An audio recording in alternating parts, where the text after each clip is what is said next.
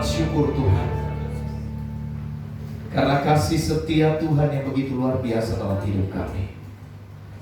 Kami bersyukur hari-hari kami, waktu-waktu kami Tuhan pelihara, hingga hari ini kami boleh ada ya Tuhan. Dan inilah ucapan syukur kami. Kami mau datang memuji dan menyembah Tuhan. Dan saat ini Tuhan, kami mau Engkau berbicara bagi setiap kami. Ambil alih pemberitaan firman ini ya Tuhan. Engkau sendiri Tuhan yang beracara. Engkau sendiri yang berkata-kata bagi setiap kami, sehingga kami semua sama-sama diberkati Tuhan. Terima kasih Bapa di dalam surga. Mari segala kuasa kegelapan, kuasa roh yang tidak seini dengan Tuhan, yang tidak sepadan dengan Tuhan, yang ingin mencoba mengganggu, bahkan ingin mengacaukan hati dan pikiran, terlebih mengambil damai sejahtera kami sembahkan ya Tuhan. Kami usir, kami tolak, patahkan di dalam nama Yesus. Kami hanya izinkan Roh Kudus bekerja, memenuhi tempat ini, bahkan mendiami setiap ruangan hati kami. Terima kasih Tuhan. Terima kasih Tuhan Yesus. Jadi doa kami, terpujilah nama Tuhan. Di dalam nama Yesus kami berdoa dan mengucap syukur. Haleluya. Kita yang siap dengar firman Tuhan, sama-sama katakan amin. Puji nama Tuhan. Saudaraku yang terkasih dalam nama Tuhan kita Yesus Kristus, pada saat pagi hari ini kita boleh berkumpul kembali dengan sukacita bertemu. Walaupun saudaraku yang terkasih, kita masih ada di dalam live streaming, kita percaya bahwa ini tidak membatasi kuasa Tuhan bekerja di dalam hidup kita.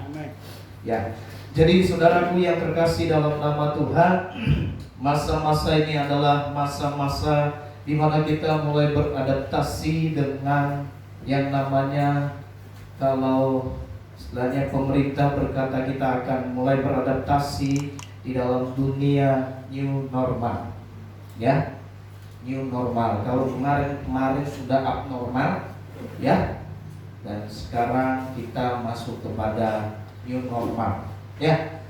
Saudaraku yang terkasih dalam nama Tuhan kita Yesus Kristus, kita mulai beradaptasi dengan satu kebiasaan yang luar biasa. Tetapi menurut menurut beberapa pandangan, bahkan menurut setiap hamba-hamba Tuhan, sebenarnya ini bukanlah kita memasuki satu dunia yang baru atau satu hal yang namanya kita memasuki satu fase yang namanya new normal. Tidak. Tetapi saudaraku yang terkasih dalam nama Tuhan, kenapa kita kembali? Sebenarnya kita kembali normal, ya. Karena selama ini kita sudah mulai tidak normal, ya. Jadi selama ini kita sudah mulai tidak normal, jadi kita kembali kepada normalnya, ya. Kalau dulu kita hanya berpandangan, kita hanya berfokus sama Tuhan, tetapi akhir-akhir ini dengan kemajuan zaman, dengan kemajuan teknologi, dengan kemajuan, ya, orang-orang yang luar biasa, penemuan-penemuan yang luar biasa mengakibatkan orang banyak bergantung kepada pengetahuan, bergantung kepada kepintaran, bergantung kepada harta kekayaan, karena segala sesuatu bisa, ya. Saudaraku yang terkasih, saudara, kita hidup bukan lagi mencari sesuatu yang utuh untuk pribadi kita, tetapi kita hidup, ya, untuk kesenangan dunia. Nah, ketika kita melewati batas ini, saudara yang terkasih, maka sekali, ya, ditekan tombolnya reset. Tahu? Kalau handphone kita udah mulai hang, penuh memori, ya, di reset ulang, betul?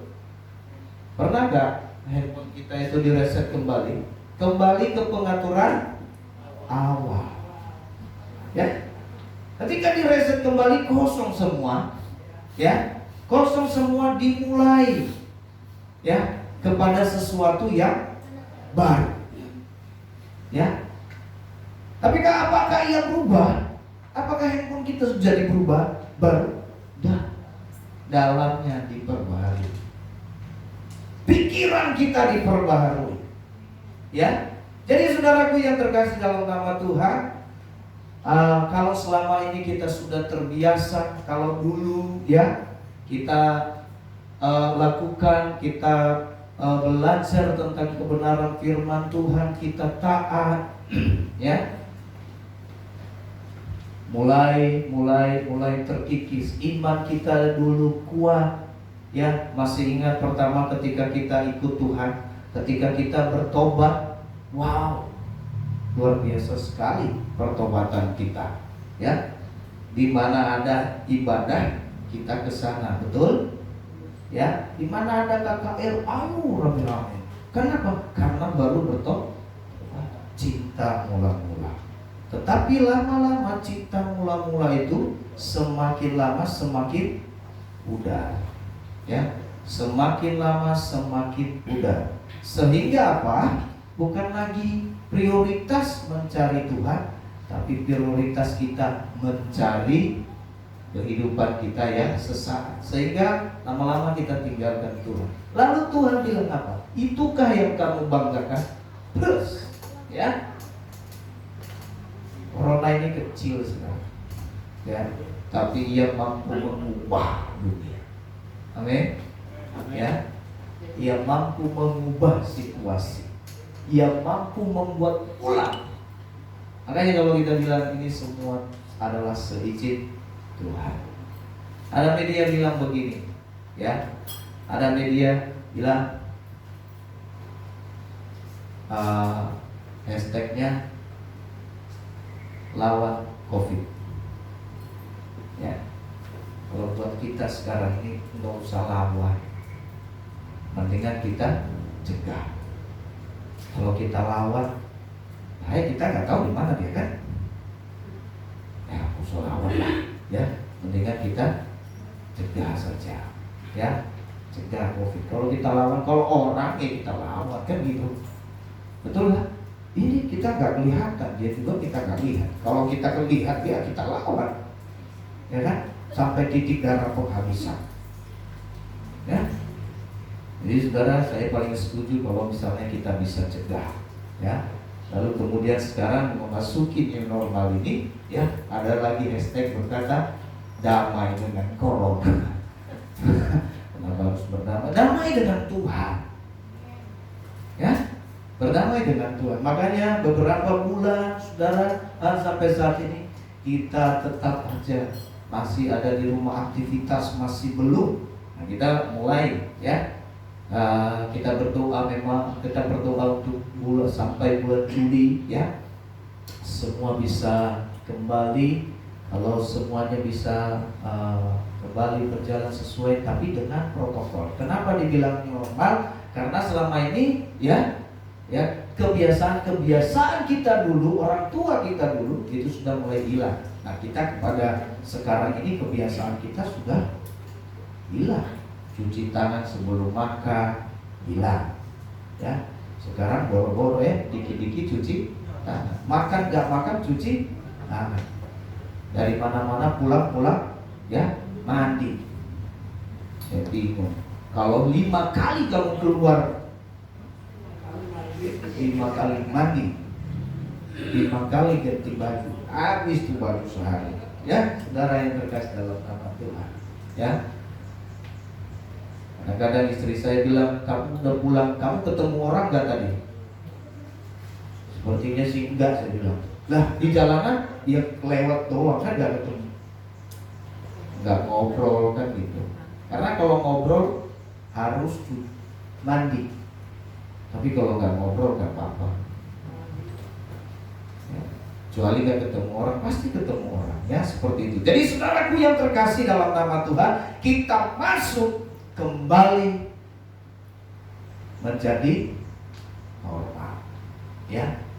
Meskipun pemerintah berkata bahwa ini adalah new normal, tapi kita sama. Ketika kita sudah mulai jauh kepada firman Tuhan, saudaraku, kita direset kembali back to Bible, kembali kepada Alkitab. Jangan andalkan pikiranmu, jangan andalkan kekuatanmu, jangan andalkan hartamu, jangan andalkan kehidupanmu, relasimu, tapi kembali kepada Tuhan. Amin.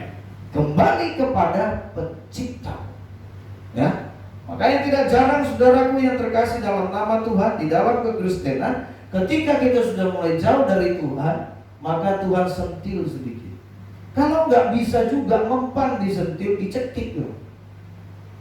Jadi mendingan disentil, sebelum disentil jangan sampai disentil lah. Kan seperti itu. Kita kembali ya kepada Tuhan.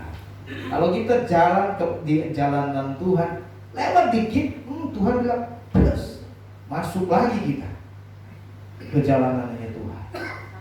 Jadi kalau kita sudah masuk di jalanannya Tuhan, saudaraku yang terkasih dalam nama Tuhan, di dalam rencananya Tuhan, maka hidup kita ini akan lempeng. Amin. Amin.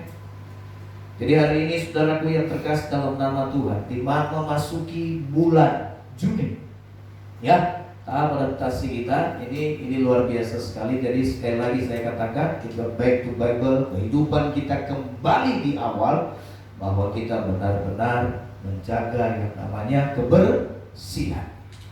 Kebersihan. Karena apa?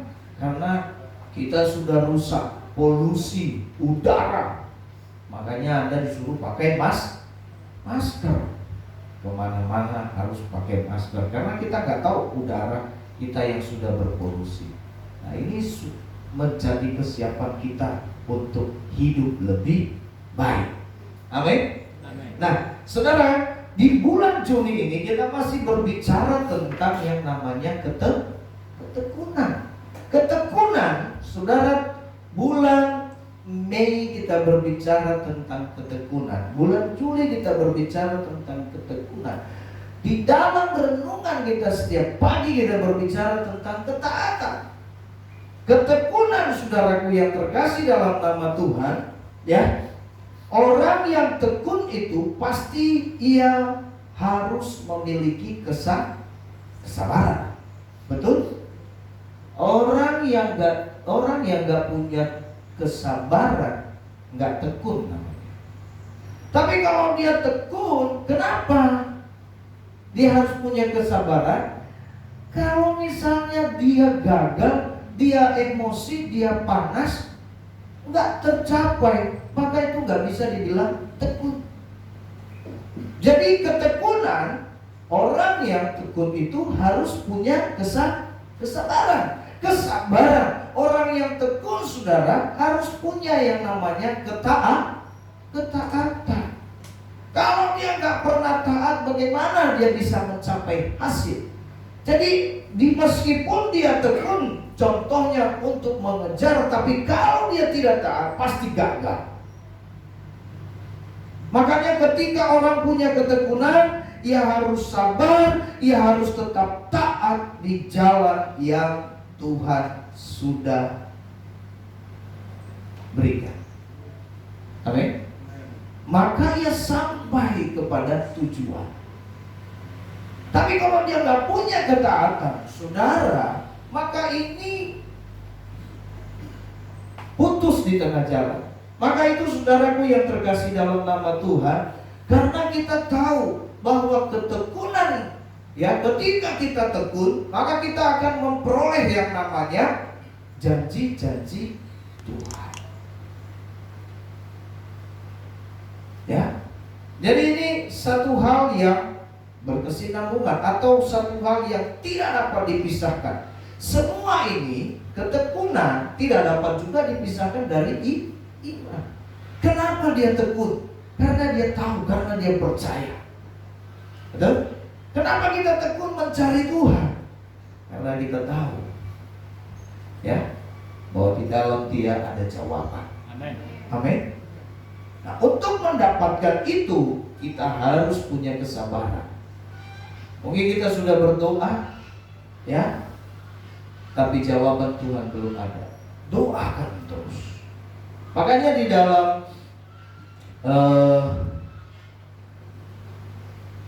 dalam Tawari dia berkata, carilah Tuhan serta kekuatannya, carilah wajahnya Selalu. Tawari 1 Tawari 16 ayat 11. Ya. Lalu kemudian saudaraku yang terkasih dalam nama Tuhan, di dalam Roma yang berkata, berdoalah dengan tekun. Roma 12 ayat 12. Jadi Bapak Ibu saudaraku yang terkasih di dalam nama Tuhan, kita harus punya yang namanya ketekunan untuk mencapai hasil. Ingat, ketekunan itu harus memiliki kesabaran. Ketekunan harus memiliki yang namanya apa? Taat. Nah, Bapak Ibu Saudara, kita mulai baca. Kita baca kebenaran firman Tuhan pada pagi hari ini di dalam Lukas 18 ayatnya yang pertama sampai dengan ayatnya yang ke-18. Mungkin pelayan Tuhan satu orang baca.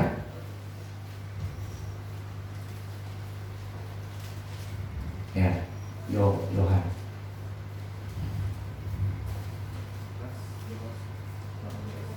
Lukas 18, ya saudara yang ada di rumah, Lukas 18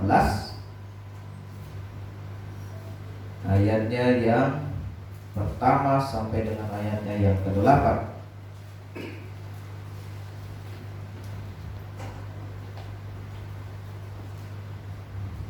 Lukas 18, perumpamaan tentang hakim yang tak benar. Yesus mengatakan suatu perumpamaan kepada mereka untuk menegaskan bahwa mereka harus selalu berdoa dengan tidak jemu-jemu. Katanya, dalam sebuah kota ada seorang hakim yang tidak takut akan Allah dan tidak menghormati seorang pun. Dan di kota itu ada seorang janda yang selalu datang kepada hakim itu dan berkata, belah aku terhadap lawanku. Beberapa waktu lamanya hakim itu menolak. Tapi kemudian dia berkata dalam hatinya, walaupun aku tidak takut akan Allah dan tidak menghormati seorang pun, namun karena janda ini menyusahkan aku, baiklah aku membenarkan dia, supaya jangan terus saja ia datang dan akhirnya menyerang aku. Kata Tuhan, camkanlah apa yang dikatakan hakim yang lalu itu. Tidakkah Allah akan membenarkan orang-orang pilihannya yang siang malam berseru padanya? Dan adakah ia mengurut waktu sebelum menolong mereka? Aku berkata kepadamu, ia akan segera membenarkan mereka. Akan tetapi jika anak manusia itu datang, adakah ia mendapati iman di bumi? Amin. Amin. Saudaraku yang terkasih dalam nama Tuhan, ini firman Tuhan sangat luar biasa. Saya ulangi tadi itu bukan belah ya, tapi bela. Belalah hakku ya. Kalau dibelah nanti terbagi dua dia ya. Jadi ini belah. Jadi saudaraku yang terkasih di dalam nama Tuhan kita Yesus Kristus, berbicara tentang ketekunan, firman Tuhan berkata bahwa berkata kepada murid, kepada banyak orang, memberi satu perumpamaan bagaimana berdoa dengan tidak jemu-jemu. Tidak jemu-jemu artinya apa? Dia selalu hari lepas hari, dia terus menerus. Artinya inilah ketekunan sebenarnya. Kita terus menerus untuk melakukannya dengan semangat, ya, dengan semangat, dengan energi, dengan sukacita. Nah saudaraku, kita terus berdoa dengan tidak jemu-jemu. Nah firman Tuhan ini berbicara tentang hakim yang lalim. Ini hakim yang lalim. Kenapa? Hakim ini nggak adil. Artinya hakim ini nggak takut Tuhan. Judulnya saja hakim yang tidak benar. Ya. Nah saudaraku yang terkasih dalam nama Tuhan, pada suatu kali ada satu permasalahan terjadi dan ini dialami oleh seorang janda. Ya, seorang janda. Lalu saudaraku yang terkasih dalam nama Tuhan, ketika ia memiliki permasalahan ini, mungkin nggak tahu itu tanahnya diambil atau rumahnya digusur atau bagaimana gitu ya. Ya, tapi sudah atau lapaknya diambil, ya. Untuk itu ia mengadu kepada hakim ini. Nah, hakim ini mungkin berpikir, aduh, kamu ini kalau saya bela.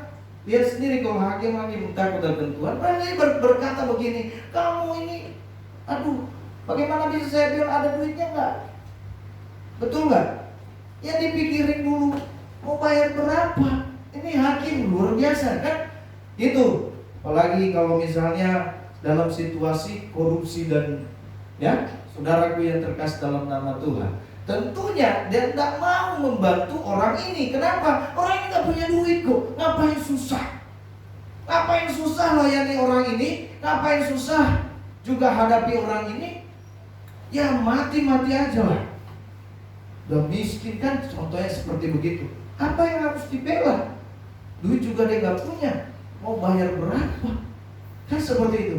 Nah saudaraku yang terkasih di dalam nama Tuhan, tetapi firman Tuhan berkata bahwa janda ini saudara, ya terus menerus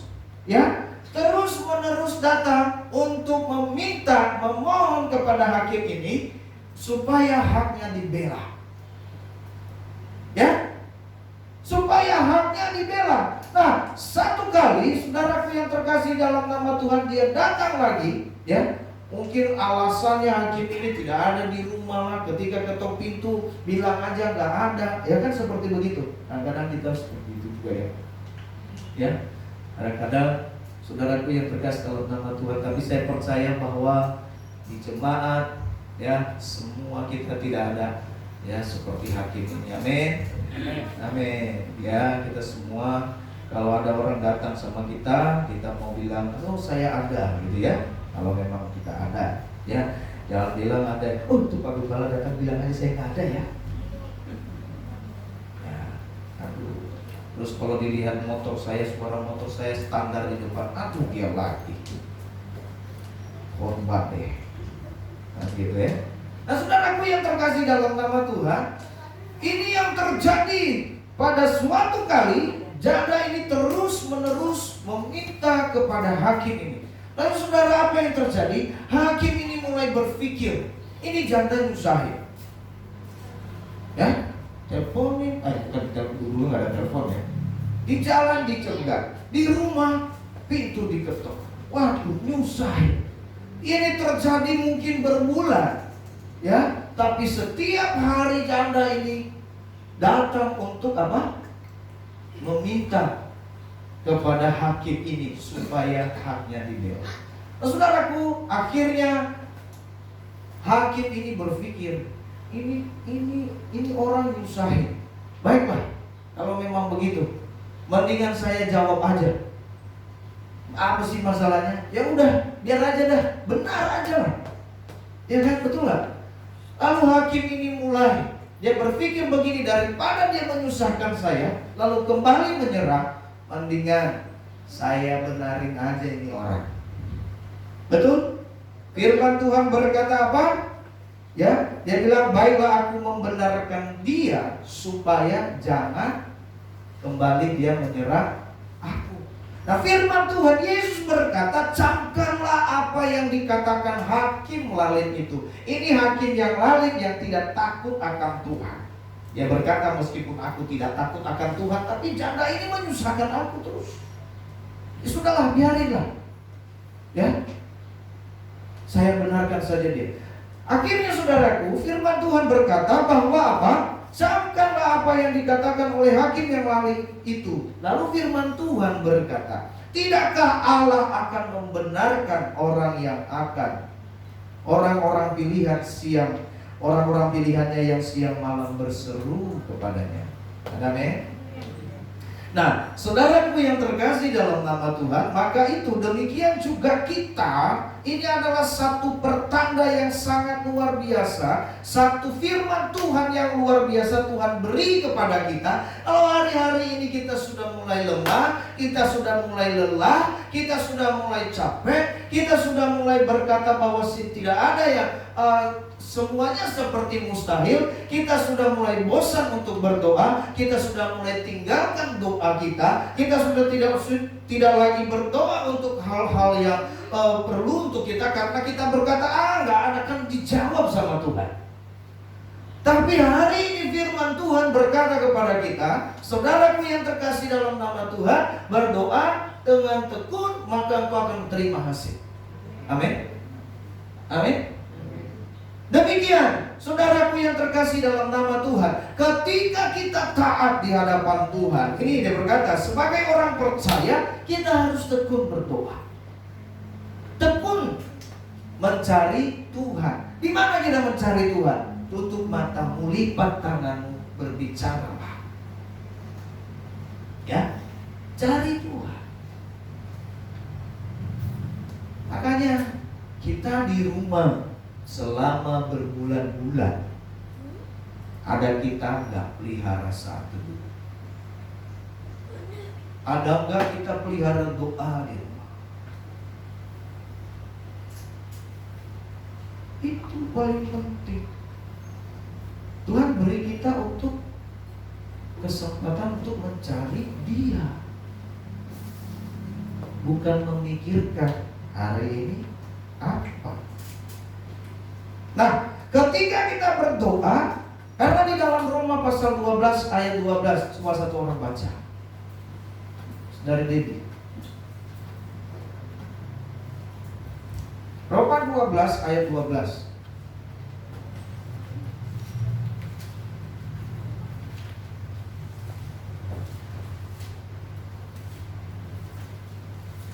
Roma 12 ayat 12. Bersukacitalah dalam pengharapan, sabarlah dalam kesesakan, dan bertekunlah dalam doa. Bertekunlah dalam doa.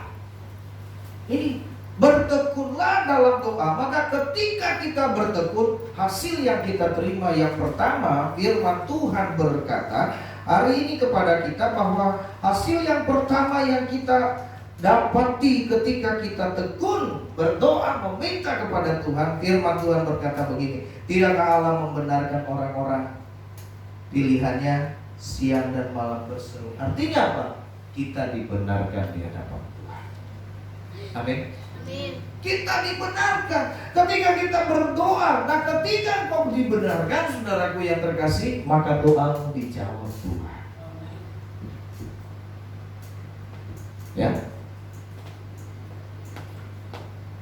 Bukan berarti ketika saat ini kita berdoa kita tidak dibenarkan. Kita adalah orang-orang yang dibenarkan oleh Tuhan. Tapi ketika kita dengan tekun berdoa kepada Tuhan, maka kita akan dibenarkan di hadapan Tuhan. Amin. Tuhan akan membenarkan bagaimana kita. Ada amin? Jadi saudaraku yang terkasih dalam nama Tuhan, yang kedua yang kita terima ketika kita tekun di dalam berdoa, pertolongan Tuhan tepat pada waktunya. Dia berkata begini, dan adakah ia mengulur-ngulur waktu? Ya, mengulur-ngulur waktu sebelum menolong mereka? Tentunya tidak. Tuhan tuh gak pernah ulur waktu untuk tolong kita. Ya, karena waktu Tuhan bukannya waktu kita. Permasalahannya seringkali kita mau berdoa meminta kepada Tuhan sesuai dengan waktunya kita, sesuai dengan waktunya kita. Ya. Jadi kadang-kadang ada dulu istilah, ya, lebih dewasa dari umurnya. Contohnya seperti begitu. Ketika umurnya baru 7 tahun, pikirannya sudah umur 40 tahun. Sudah mendahului. Harusnya masih pikiran anak-anak, sudah pikirannya dewasa. Mendahului umur. Seperti begitu. Nah, saudaraku yang terkasih di dalam nama Tuhan kita Yesus Kristus, Tuhan tidak pernah ulur-ulur waktu ketika Ia mau jawab doa saudara. Masalahnya adalah adakah kita tekun berdoa, terus berdoa, terus berdoa, terus berdoa dengan tidak jemu-jemu. Ya. Makanya dikatakan tekun. Ya, ingat tadi tekun itu punya yang harus kita miliki adalah kesabaran. Yang harus kita miliki yang kedua adalah ketaatan. Nah, ketika engkau melakukannya dengan tekun berdoa kepada Tuhan, saudara yang terkasih dalam, karena hanya itu penghubung kita kepada Tuhan. hanya doa. Makanya dikatakan bahwa ia hanya sejauh doa. Engkau mau ketemu dengan Tuhan, pejamkan matamu, lipat tanganmu, berdoa. Seperti itu. Jadi saudaraku yang terkasih dalam nama Tuhan, firman Tuhan ingatkan kita pada hari ini, ya. Lalu kemudian yang terakhir dia berkata yang dibutuhkan di sana adalah iman. Ya, makanya dia berkata, adakah aku mendapatkan iman ketika anak manusia datang ke dalam dunia ini? Adakah ia mendapatkan iman di bumi? Karena hanya orang-orang berimanlah yang akan melakukan hal demikian. Jadi makanya kita masuk ke dalam fase yang namanya new normal, kita direset kembali supaya apa? Kita kembali kepada iman. Amin. Ya, kita tidak kembali lagi pada dunia sains. Apalagi saudaraku yang terkasih dalam nama Tuhan, sekarang sedang marak dengan adanya seperti media sosial sangat marak. Berdebat, ada debatas. Ya, luar biasa sekali firman Tuhan diajak untuk berdebat di media sosial sekarang ini. Ya, Indonesia pun ikut-ikutan. Ya, kalau kita lihat dengan selama ini Christian Prince gitu ya, nah, saudara yang terkasih di Indonesia sudah mulai banyak.